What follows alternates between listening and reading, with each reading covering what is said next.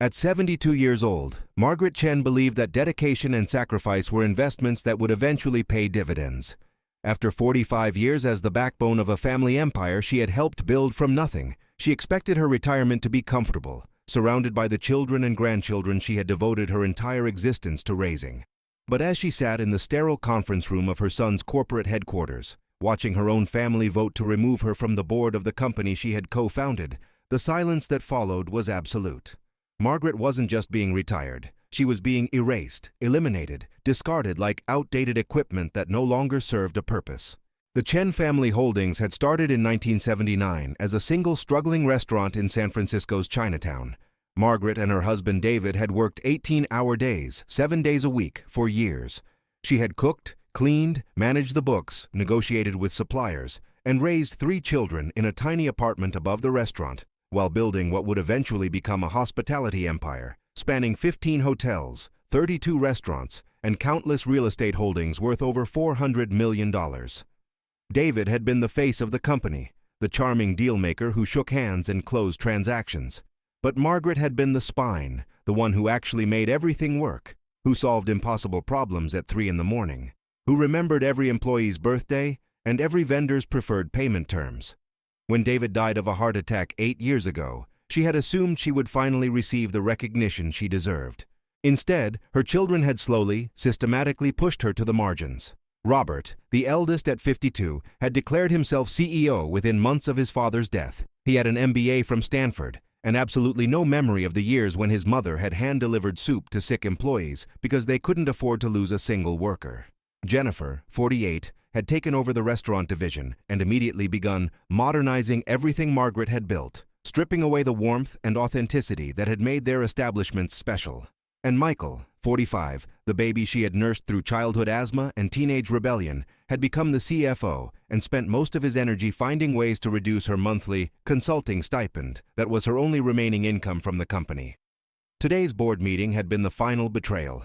"We've reviewed the governance structure," Robert had announced, not quite meeting her eyes, "and we've determined that Mother's position on the board is no longer necessary for operational efficiency. Her shares will be bought out at fair market value, and she'll receive a comfortable retirement package." Comfortable. That was the word they kept using, as if comfort was adequate compensation for 45 years of building everything they now controlled. The buyout offer had been insultingly low, structured to minimize their tax burden, while leaving her with barely enough to maintain the modest house David had insisted she keep in her name alone. $3 million for a lifetime of work. Her children would each receive over $100 million when the eventual estate distributions occurred. Margaret had sat silently through the vote. Robert, Jennifer, and Michael, each raising their hands to remove their own mother from the company she had built. The other board members, all hired by her children, had followed suit without hesitation. Afterward, Jennifer had approached her with a practiced expression of concern. "Mother, this is really for the best. You're 72. You should be relaxing, enjoying your golden years. We'll make sure you're taken care of." Taken care of. Like a pet being sent to a comfortable kennel. Margaret had nodded, said nothing, and walked out of the building that bore her husband's name on the facade, but had never once acknowledged her contribution. She drove to the house in Pacific Heights that was now her only asset and sat in the driveway for a long time, unable to move. 45 years, 3 children she had loved with everything she had, 15 hotels she had helped design down to the thread count of the sheets, 32 restaurants where she still knew most of the recipes by heart. All of it gone with a show of hands in a room full of people who saw her as an obstacle to their ambitions. The weeks that followed were a masterclass in calculated dismissal. Robert sent movers to help her sort through her things at the corporate office, which actually meant supervising her removal of personal items while ensuring she took nothing that belonged to the company. Jennifer stopped calling entirely. Michael sent a single email with the details of her buyout payment and retirement package, addressed formally to Mrs. Margaret Chen as if she were a stranger being terminated. Her grandchildren, 6 of them ranging from ages 8 to 23, had been gradually distanced from her over the years. Birthday parties she wasn't invited to. Holidays where she was given the smallest room and the earliest departure time. The oldest, Robert's daughter Christina, had stopped returning her calls entirely after being given a vice president position in the company. Margaret found herself alone in a 5-bedroom house with no idea what to do with the rest of her life. She was 72 years old with $3 million, a body that still worked reasonably well, and absolutely no one who seemed to care whether she lived or died. One evening, scrolling mindlessly through real estate listings because looking at properties had always soothed her, Margaret stumbled across something that stopped her breath. For sale, Coral Haven Resort. Private island, Fiji, 12 acres, 24 bungalows in disrepair. Main lodge, staff quarters, utility buildings, abandoned 2008. Significant renovation required. Priced for immediate sale, $680,000. The photos showed what had once been a tropical paradise now overgrown with jungle. Thatched roofs had collapsed. Pools were filled with murky green water. Vegetation crawled up the sides of buildings, reclaiming everything. It was a ruin, a disaster, something any sensible person would dismiss immediately. Margaret stared at those photos for 3 hours. She saw something else entirely. She saw potential. She saw possibility. She saw a place that had been abandoned and forgotten, just like her, but that could become something beautiful again with enough care and determination. She saw, perhaps for the first time in 8 years, a reason to keep going. The next morning, she called the listing agent. 3 weeks later, Margaret Chen stood on a weathered wooden dock watching the small boat that had brought her from the main island disappear into the Pacific horizon. Behind her lay 12 acres of overgrown paradise and 24 structures that hadn't seen maintenance in 15 years. In her pocket was the deed to an abandoned island resort that everyone, including the very nervous real estate agent, had tried to talk her out of buying. She was 72 years old, standing alone on a private island in Fiji, with no phone signal, no internet, no staff, and no real plan beyond a bone-deep certainty that this was exactly where she was supposed to be. The main lodge rose from the jungle like a skeleton trying to escape its grave. The structure was sound, built from local hardwood that had resisted the tropical elements better than anyone had a right to expect. But 15 years of abandonment had taken its toll. Vines crawled through broken windows. Birds had nested in the exposed rafters. The great room where wealthy tourists had once sipped cocktails was now home to a family of monitor lizards who regarded Margaret's arrival with prehistoric indifference. She spent the first night in the only bungalow with an intact roof, sleeping on an air mattress she had brought from Fiji's main island, listening to sounds she couldn't identify, and refusing to be afraid. She had survived her husband's death. She had survived her children's betrayal. She could survive a few jungle noises. By the end of the first week, Margaret had established a routine. She rose with the sun, made coffee on a camp stove, and walked the entire property, cataloging what needed to be done. The list was overwhelming.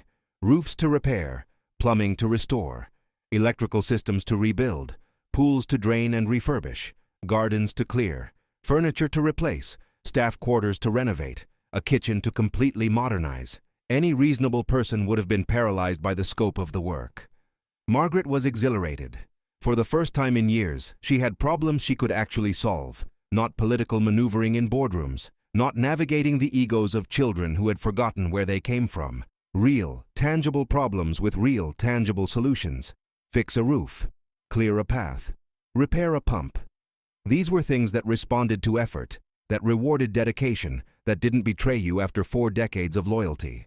She began hiring help from the nearby villages on the main island. First, just 2 men to help clear the worst of the vegetation. Then a carpenter named Tevita, who knew how to work with traditional materials. Then his cousin Mele, who had experience with tropical plumbing systems. Word spread that the old Chinese woman who had bought the abandoned resort was actually serious about rebuilding it. More workers came. Margaret found herself managing a team of 15, then 20, then 30 locals who were hungry for steady work and increasingly curious about this strange foreigner who worked alongside them in the heat, who learned their names and asked about their families, who paid fairly and on time, and never once acted like she was better than them. 6 months into the renovation, with 5 bungalows fully restored and the main lodge taking shape, a boat arrived carrying an unexpected visitor. Margaret was on a ladder replacing window screens when she heard someone calling her name. She climbed down to find Christina, her eldest grandchild, standing on the dock looking completely out of place in designer clothes and expensive shoes that were already ruined by the sand. "Grandmother?" Christina said, her voice carrying that particular blend of condescension and concern that Margaret had come to recognize as the Chen family specialty. "We need to talk about this situation." "What situation would that be?" "This." Christina gestured at the island, the workers, the half-renovated buildings. "Dad sent me to check on you. The family is concerned." "Concerned?" Margaret repeated. How touching. Grandmother, you spent almost $700,000 on a condemned property in the middle of nowhere. You've been living out here for 6 months with no proper amenities. You're 72 years old. This isn't reasonable behavior. Margaret wiped her hands on her work clothes and looked at her granddaughter properly for the first time. Christina was 23, polished, confident, already positioned to become the next generation of Chen leadership. She had her father's calculating eyes and her mother's practiced smile. She had never, not once, visited Margaret in Pacific Heights after the board meeting. Christina, Margaret said calmly, I want you to look around. Really look. Christina glanced around dismissively. I see a construction site. You see a construction site? I see 5 completed bungalows, each more beautiful than anything your family's hotel chain has produced in years. I see a team of 30 workers who show up every day because they believe in what we're building. I see a kitchen garden that's already producing food. I see solar panels that will make this island energy independent. I see a main lodge that will rival any luxury resort in the Pacific. I see the beginning of something extraordinary. You see a money pit? Christina said. Dad had our analysts run the numbers. Even if you complete the renovation, the operating cost will exceed any possible revenue. You're isolated, you have no marketing infrastructure, no booking systems, no brand recognition. This will bankrupt you within 2 years. Margaret smiled. It was not a warm smile. Christina, when your father was 6 years old, he told me that our first restaurant would fail because the location was bad. He had overheard some customers complaining. I listened to his concerns, thanked him for sharing them, and then I went back to work because a 6-year-old doesn't understand what builds a successful business. Your father is 52 now, but he still doesn't understand. Neither do you. That's not fair. No, what wasn't fair was watching my own children vote me off the board of a company I built with my hands. What wasn't fair was 45 years of work being dismissed as no longer necessary. What wasn't fair was being treated like a senile old woman who needed to be managed rather than respected. She stepped closer to Christina, who unconsciously took a step back. Go back to your father. Tell him I'm doing exactly what I spent 45 years teaching him to do. I'm building something from nothing. I'm solving problems that everyone else says can't be solved. I'm creating opportunity where others see only obstacles. And I'm doing it without any help from a family that threw me away like garbage. Grandmother, we didn't throw you away. You voted me off the board. That was a business decision. It was a betrayal, Margaret said quietly. And you know it. Now get off my island. Christina left on the afternoon boat, and Margaret went back to work replacing window screens. The renovation took 2 full years. Margaret turned 74 as the last bungalow received its finishing touches. She had spent nearly all of her $3 million, plus a significant portion of the proceeds from selling the Pacific Heights house. She now owned an absolutely stunning resort with 24 luxury bungalows, a magnificent main lodge, a world-class kitchen, pristine pools, restored gardens, and solar power systems that made the entire operation energy independent. She also had almost no money left and no clear path to profitability. The traditional approach would be to partner with a hotel management company, plug into international booking systems, spend heavily on marketing, and compete directly with established luxury resorts. This was what her children's analysts assumed she would attempt, and they were right that such an approach would fail. Margaret had no intention of taking the traditional approach. During her 2 years of renovation, she had learned every inch of the island. She had spent countless hours with her Fijian workers, learning about their lives, their struggles, their dreams. She had listened to their stories about how tourism had transformed their communities, not always for the better. Big resorts brought money but also brought inequality, environmental damage, and cultural erosion. Young people left their villages to work low-wage service jobs. Traditional knowledge was being lost. Communities were fracturing. Margaret saw an opportunity that her children, with their spreadsheets and market analyses, could never understand. She didn't open Coral Haven as a traditional resort. She opened it as something that had never existed before, a living laboratory for sustainable hospitality, a place where ancient Fijian wisdom met modern luxury, a community of people learning from each other rather than simply serving and being served. The workers who had helped renovate the resort became its first staff, not as employees, but as partners. Margaret created a cooperative ownership structure that gave everyone who worked at Coral Haven a share of the profits. Tavita, the carpenter, became the facilities manager and part owner. Melee handled operations. A young woman named Sarah, who had trained as a chef in Sydney before returning home to care for her elderly parents, ran the kitchen using exclusively local ingredients and traditional recipes elevated to haute cuisine standards. Guests at Coral Haven didn't just stay in beautiful bungalows. They participated in village life on the main island. They learned traditional fishing techniques. They helped plant gardens using ancient Polynesian agricultural methods. They attended ceremonies, heard stories, experienced a culture that most tourists never accessed despite spending thousands of dollars on generic luxury experiences. Margaret priced the experience at premium rates, but marketed it entirely through word of mouth. No online travel agencies, no glossy advertisements, no social media influencers. Just a simple website explaining the concept and a phone number that Mele answered personally. The first guests arrived 8 months after the resort opened. A retired anthropology professor from Edinburgh and his wife, who had heard about Coral Haven through an academic colleague who had visited during the renovation phase. They stayed for 3 weeks and left transformed by the experience. They told friends. Those friends told more friends. Within a year, Coral Haven had a waiting list that stretched 18 months into the future. Margaret could have expanded, added more bungalows, hired more staff, maximized revenue. She chose not to. She kept the operation small, intimate, sustainable, profitable enough to provide excellent income for everyone in the cooperative, manageable enough to maintain the quality and authenticity that made the place special. By her 76th birthday, Margaret Chen had created something extraordinary, a thriving business that operated completely outside the traditional hospitality industry. A community of Fijian families who had become, in many ways, more of a family to her than her own children had been. A purpose that got her out of bed every morning with genuine enthusiasm. A legacy that would continue long after she was gone because it belonged to everyone who had helped build it, not just to her. She thought about her children rarely, and when she did, it was with more pity than anger. They had inherited everything David Chen had built, and were methodically destroying it through exactly the kind of corporate thinking they had used to justify removing her. Chen Family Holdings had laid off thousands of employees. They had sold off the original restaurant that had started everything. They had converted beloved neighborhood establishments into generic franchises. They had maximized short-term profits while gutting the soul of the company. The hospitality press occasionally ran articles comparing the decline of Chen Family Holdings with the mysterious success of Coral Haven. Industry analysts couldn't understand how a tiny resort with no marketing budget and no digital presence consistently outperformed properties with 10 times the resources. They wrote case studies about the Coral Haven model without understanding that the model couldn't be replicated by people who viewed hospitality as a transaction rather than a relationship. Margaret read these articles sometimes and smiled.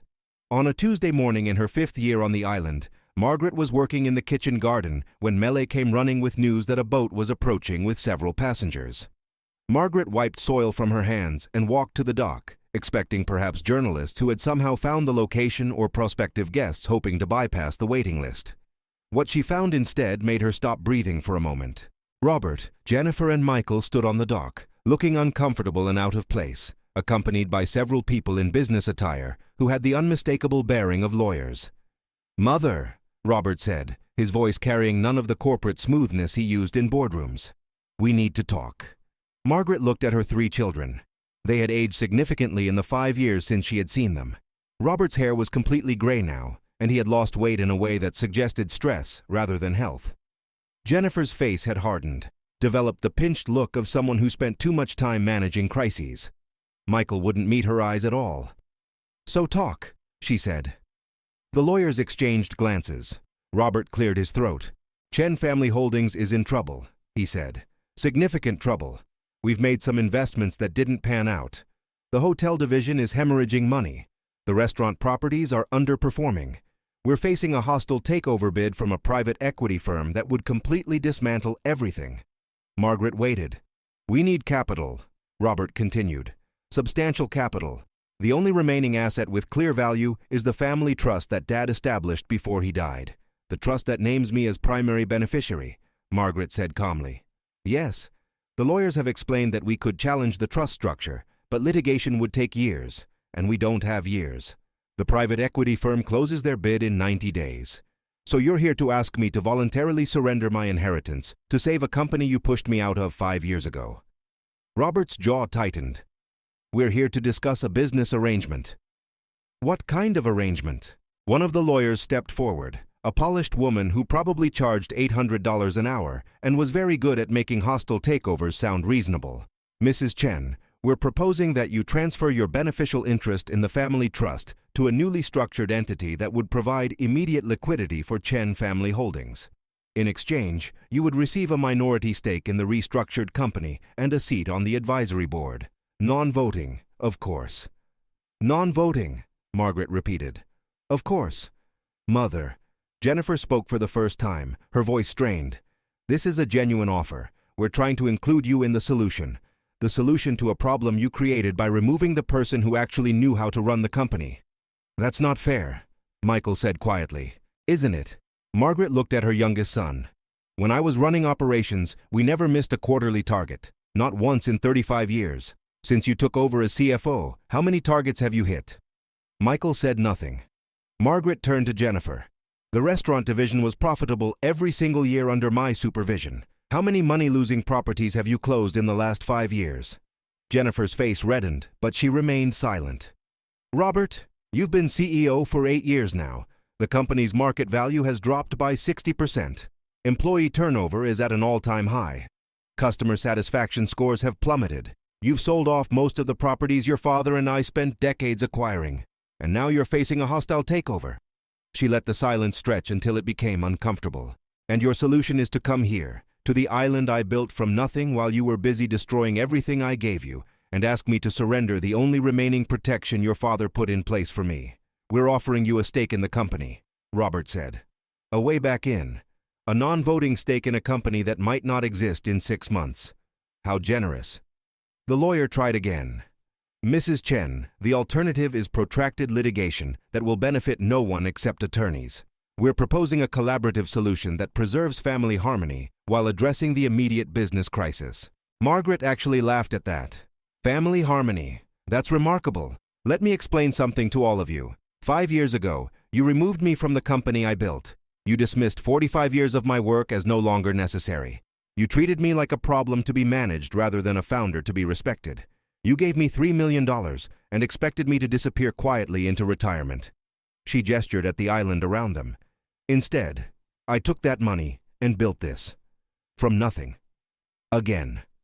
Because that's what I've always done while you were too young or too privileged or too arrogant to notice. Mother, Robert said, this isn't about the past. Everything is about the past. The past is where you learn who people really are. And I learned exactly who my children are when you sat in that boardroom and raised your hands to vote me out. So you'll let the company fail, Jennifer said, her voice bitter. Out of spite. I won't let it fail. I simply won't save it. There's a difference. What does that mean? Margaret walked past her children toward the main lodge. Follow me. There's something you should see. She led them to her small private office, a room decorated with photographs of her Fijian family. Awards from sustainable tourism organizations, letters from guests whose lives had been changed by their experiences at Coral Haven. She opened a drawer and removed a thick folder. For the past 3 years, she said, I've been receiving offers to acquire Coral Haven. Hotel chains, private equity firms, wealthy individuals who want their own private island paradise. She spread the documents across her desk. Her children and their lawyers leaned in, their expressions shifting as they scanned the numbers. The current standing offer, Margaret continued, is $47 million for a property I purchased for $680,000. Robert's face went pale. $47 million? From a sustainable hospitality fund that wants to replicate the Coral Haven model across the Pacific. They've offered me a 20% stake in the expanded operation plus ongoing consulting fees. I would remain in complete control of this specific property while they build sister resorts using everything I've developed here. Why haven't you accepted? Jennifer asked. Because I don't need $47 million. I have everything I need right here. A beautiful home, meaningful work, a community of people who treat me like family. What would more money give me that I don't already have? She closed the folder and looked at her children. But I could accept the offer. I could take that $47 million and use it to buy controlling interest in Chen Family Holdings before the private equity firm completes their takeover. I could save the company your father and I built. I could protect the employees who have been loyal through all of this chaos. I could restore the properties you've neglected and repair the relationships you've damaged. You would do that? Michael asked, a flicker of hope in his voice. I could. The question is whether I should. She sat down behind her desk and looked at her 3 children, really looked at them, seeing them clearly perhaps for the first time. They were not evil people. They were not even particularly bad people. They were simply people who had grown up privileged, who had inherited success without understanding what created it, who had made decisions based on spreadsheets and consultants rather than wisdom and experience. They had discarded her because they didn't understand her value, and now they were facing the consequences. I have conditions, Margaret said finally. If I'm going to save Chen Family Holdings, things are going to change. What conditions? Robert asked carefully. First, I become chairman of the board. Not advisory, not consulting. Chairman, with full voting authority and ultimate decision-making power. The lawyers started to object, but Margaret held up her hand. Second, I personally review and approve all major operational decisions for the next 3 years. The company got into this mess because leadership lost touch with what made it successful. I'm going to rebuild that institutional knowledge. Third, we implement a cooperative ownership program similar to what I've developed here. Employees at every level get profit-sharing stakes. We rebuild loyalty by treating people like partners instead of expenses to be minimized. Fourth, we restore the original restaurant, the one your father and I started in 1979. You sold it to a developer who's been sitting on the property. We buy it back, we restore it to exactly what it was, and we operate it as the heart of the company again. She paused, watching their faces. Fifth, I establish a family foundation that will receive 20% of all company profits in perpetuity. The foundation will support sustainable hospitality education, community development in tourism-dependent regions, and preservation of traditional cultures being eroded by commercial tourism. You can be involved in the foundation if you choose, but the mission and governance will be mine to establish. These are significant concessions, one of the lawyers said carefully. They're not concessions, they're requirements. The alternative is, I let the private equity firm take over, liquidate everything your father built, and use my $47 million to fund competitors who will do hospitality the right way. Robert exchanged glances with his siblings. They huddled with their lawyers for several minutes, their whispered conversation growing increasingly animated. Finally, Robert turned back to Margaret. We need time to consider this, he said. You have 48 hours. After that, I sign the Coral Haven sale agreement, and you face the private equity bid alone. Her children left on the afternoon boat, looking like people whose entire understanding of the world had been overturned. Margaret watched them go, then returned to her garden. 2 days later, they accepted all her conditions. The restructuring of Chen Family Holdings took 18 months. Margaret worked with a ferocity that surprised everyone except the people who had watched her build Coral Haven from ruins.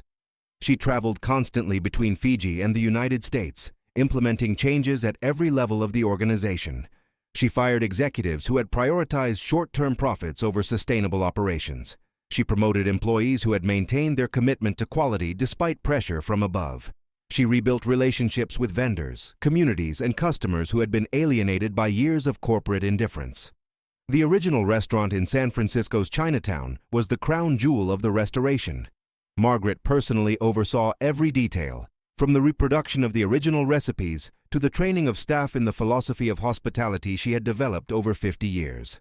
On opening night, she stood behind the counter, just as she had in 1979, greeting customers, overseeing the kitchen, making sure every detail was perfect. Her children watched from the dining room, and for the first time in years, Margaret saw something like respect in their eyes. The company stabilized. Then it began to grow. The cooperative ownership model attracted exceptional talent. The focus on authentic experiences rather than standardized luxury differentiated Chen properties from competitors. The family foundation generated positive press that money couldn't buy. Within 3 years, Chen Family Holdings had recovered its market value and established itself as a leader in sustainable hospitality. Margaret turned 79 on the island, surrounded by her Fijian family and, for the first time in many years, her American family as well. Robert, Jennifer, and Michael had come to Coral Haven with their spouses and children, experiencing the place their mother had built while they were busy dismantling her legacy. Christina, now 28 and Vice President of Sustainability Initiatives at Chen Family Holdings, had spent 3 weeks learning the Coral Haven model from Melee and Sarah. She had returned to corporate headquarters full of ideas that Margaret was actually excited to implement. The grandchildren played on the beach, their laughter mixing with the sound of waves. The workers who had become family prepared a traditional Fijian feast. The sun set over the Pacific in colors that seemed impossible, but were simply ordinary here, ordinary magic that Margaret got to experience every single day. Robert approached her as she stood on the dock, watching the sky transform. "I owe you an apology," he said quietly. "Not just for the board vote, for everything that came before it too. The years of taking you for granted. The assumption that Dad built everything while you just helped. The belief that running a company was about spreadsheets and deals rather than people and relationships." Margaret said nothing, waiting. "You built this place from nothing," he continued. "You were 72 years old with almost no money, and you created something that the entire hospitality industry is trying to understand. Meanwhile, I was 52 with unlimited resources, and I almost destroyed everything you and Dad created." He turned to face her directly. "I understand now why Dad structured the trust the way he did. He knew that if anything happened to the company, you were the only one who could save it. He was protecting you, but he was also protecting us from ourselves." Margaret finally spoke. "Your father was a complicated man. He made many mistakes, especially with me. But he understood one thing that took me years to accept. Legacy isn't what you leave behind. It's what you build in people. The company was never supposed to be the legacy. You three were, and I failed to teach you what you needed to know." "You didn't fail," Robert said. "We failed to learn. There's a difference." Margaret smiled. "Maybe there is." They stood together watching the stars emerge, mother and son, finally understanding each other after so many years of distance. Margaret Chen lived at Coral Haven for another 12 years. She continued to oversee the company she had saved, but increasingly from a distance, gradually transferring responsibility to children and grandchildren who had finally learned to value what she had always known.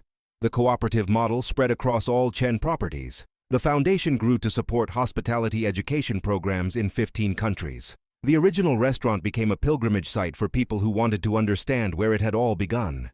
Coral Haven itself remained exactly what Margaret had designed it to be. A small, intimate, transformative experience that changed everyone who encountered it.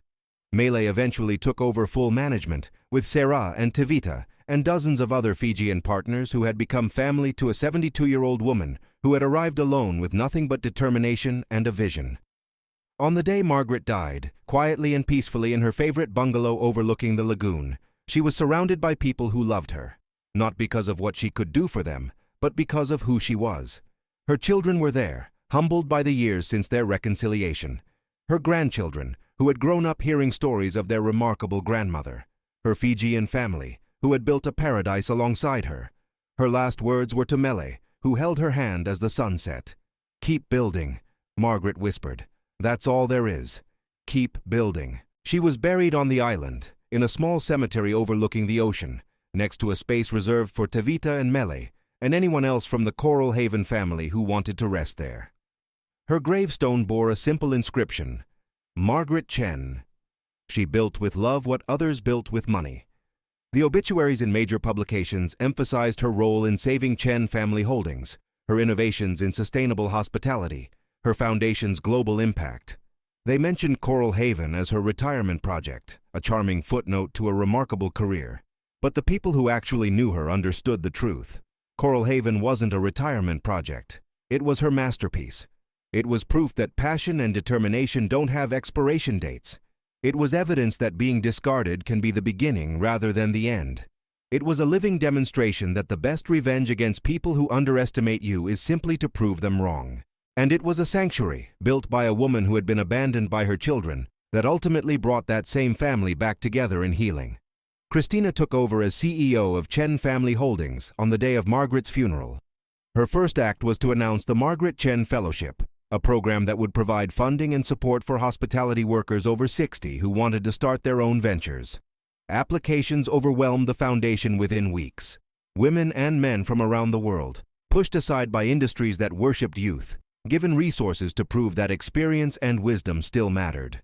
Robert, Jennifer, and Michael established the Chen Family Cooperative Trust in their mother's honor, restructuring their inheritances so that future generations would be required to work within the company, contribute meaningfully, and maintain the values Margaret had spent her entire life embodying.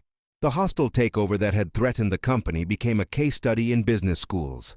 Professors taught it as an example of how family dynamics intersect with corporate governance. They analyzed the financial mechanisms Margaret had used to regain control. They discussed the strategic brilliance of her conditions, but they always missed the real lesson. Margaret hadn't saved Chen family holdings through financial engineering or strategic maneuvering. She had saved it by building something so obviously successful, so undeniably valuable, so clearly superior to what her children had been doing, that they couldn't ignore her anymore. She had earned their respect by proving, at 72 years old, and with almost no resources, that she was still better at building things than they had ever been at maintaining them. And then, having proven her point, she had chosen to help them rather than abandon them. That was the lesson her children finally learned. That strength and compassion weren't opposites. That forgiving someone didn't mean forgetting what they had done. That legacy was built in small moments of choosing to build rather than destroy, choosing to teach rather than punish, choosing to leave things better than you found them. Margaret Chen was 72 years old when she was thrown away by her own family. She spent the next 19 years proving that being thrown away can be the greatest gift, if you have the courage to see it that way. She built a paradise from ruins. She saved a company that had discarded her. She healed a family that had broken her heart. And she died surrounded by more love than most people experience in several lifetimes. Because Margaret understood something that her children had taken years to learn, that the value of a person isn't measured by the position they hold or the money they control. It's measured by what they build, who they help, and how many lives they make better simply by being who they are. Her island paradise still operates today, exactly as she designed it. Guests still come from around the world to experience something they can't find anywhere else. The cooperative still thrives, providing prosperity for families across the region. The foundation still funds programs that help overlooked people prove their worth. And every sunset, as the sky explodes in impossible colors over the lagoon, the people of Coral Haven gather and tell stories about the remarkable woman who arrived alone at 72 with nothing but a vision and a determination to build something beautiful. They speak her name with love, and they continue her work, and they prove every single day that Margaret Chen's life was a testament to an essential truth. It's never too late to start over. It's never too late to build something meaningful. It's never too late to turn abandonment into opportunity, loss into liberation, ending into beginning. Because dreams don't age. And neither, it turns out, did Margaret Chen.